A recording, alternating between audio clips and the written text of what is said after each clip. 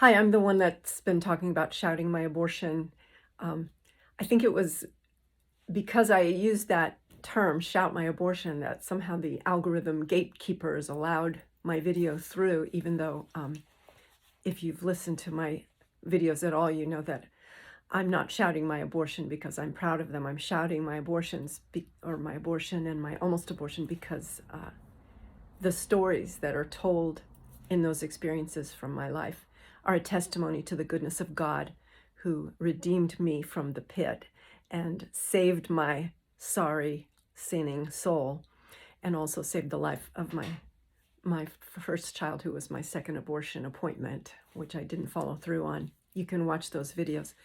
But the thing that's amazing about that is that I've had over 40,000 views on that. For me, that's really a lot. So I'm here today with a different theme, slightly different.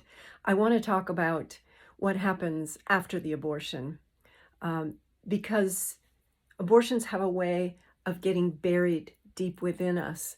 And when we try not to think about them, which is, of course, the promise that we have that we'll be able to just go on with life and not have to think about it anymore. The fact is that it remains lodged in there like a needle in your skin, like a thorn. It doesn't go away, it gets buried, and it comes up in odd ways, different for every person. Some people might have odd dreams or unexpected feelings in certain situations. They might get very triggered by being around their families, their sisters, children, or whatever. Lots of different scenarios, unique to every individual. And I just want to tell you my little unique story because I think it is unique. And odd. So I'm going to share it with you what happened after my abortion. I went for a long time thinking that I had moved on. And then a few years later, I had a tooth extracted. And of course, it's interesting that this was a body part that was being removed from me. So that obviously that triggered something subconsciously having to do with losing the child that I aborted. So what happened was I was laid up in bed. It was very painful. I was taking some kind of meds to soften the pain. And a character appeared to me in my imagination. I'm a trained animator, so it's not so unusual to have a character appear to me. But this one was a little girl, and she was living as an orphan in a world sort of like in a garbage dump area where she was finding interesting things that she could use and make into useful things. And this character became a constant companion from that time on, the time of my tooth extraction, and on and on. She just seemed to stay around and become almost like a child would have an imaginary friend. That's what she became for me. She was just always sort of at the sidelines of my life, and sometimes I would draw her and think about her, but not too deeply. And there was a deep melancholy that went along with this character that was accompanying me through my life. And then there came a time when, after 22 years of my husband praying for me, I gave my life to Jesus and I became a Christian. I began to understand that I was offered forgiveness for sin.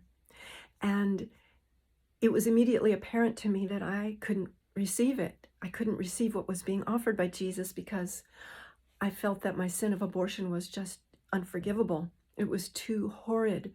God could not possibly forgive that. And so I kind of went on a quest at that point. It became my primary concern and my primary goal to figure out how I could overcome this obstacle and this block. And all of a sudden, the character, my imaginary friend, this little girl, Kuhi, I called her, Kuhi began to show up and make herself apparent in my consciousness.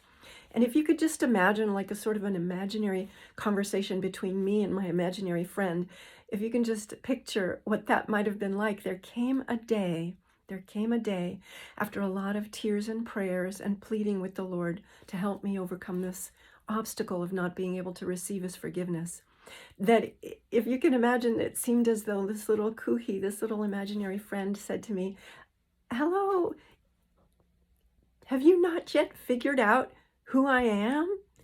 And all of a sudden, the eyes of my understanding were opened, and I realized, oh my gosh, this is my lost, aborted child. How did I not see that and know that?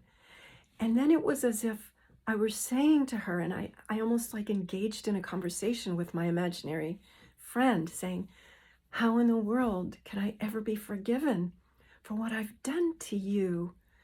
Because, the woman who's had an abortion, she may feel a certain kind of guilt toward God or toward other people, but there's a very, very, very unique guilt that she feels specifically toward the child that she aborted.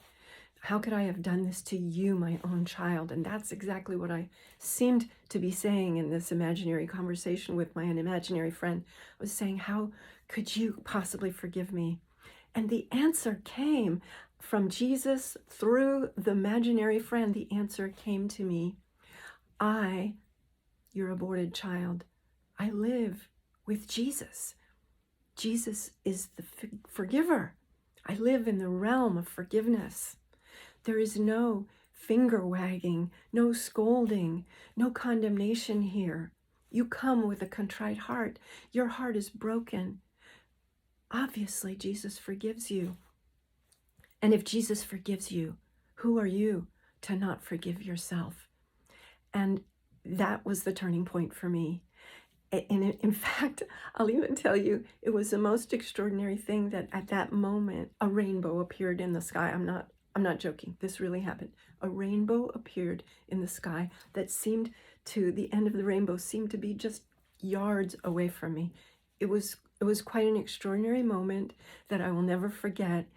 And it was a moment of transformation for me in which suddenly I became able, by God's grace and by the grace of Jesus, to receive the forgiveness that was offered.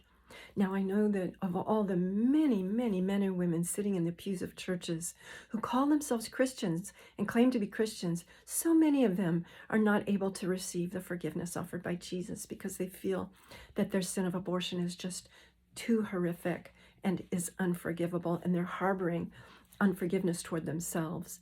But I'm here to tell you today, and the reason that I share this story is because I want you to realize what I did at that moment, which was that Jesus is in the business of forgiving, and he will not despise and he will not turn away a broken and contrite heart.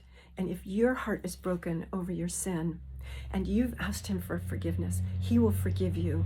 And you actually have no right to withhold forgiveness for yourself because he's forgiven you. He's forgiven you. Take the freedom that's offered through Jesus. Take what's given to you. You have an inheritance as a Christian. Why not embrace it and make it your own? It's for you. You have peace and freedom in your future, and it belongs to you. So that's my message to you today, and I thank you for listening.